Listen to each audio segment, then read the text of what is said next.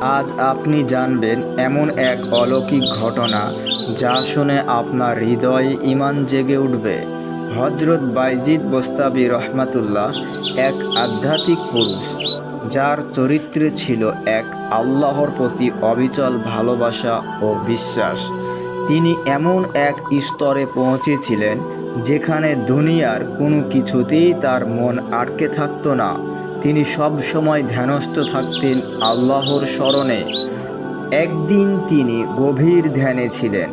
হঠাৎ একটি পাখি উড়ে এসে তার সামনে বসল।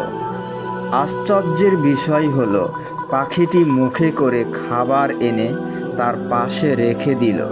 তিনি কিছুই বলেননি, কিছুই চাননি।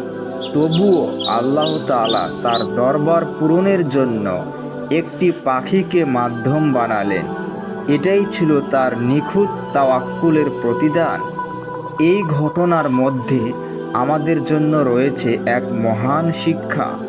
যে ব্যক্তি আল্লাহর উপর সম্পূর্ণ নির্ভর করে, আল্লাহ তার রিজিকের ব্যবস্থা এমন জায়গা থেকে করে দেন যা সে কল্পনাও করতে পারে না। আসুন আমরা আমল করি, তাওয়াক্কুল বাড়াই, আল্লাহর প্রেমে নিজেকে বিলিয়ে দেই। হয়তো একদিন আমাদের জীবনেও এমন অলৌকিকতা ঘটতে পারে। আমিন।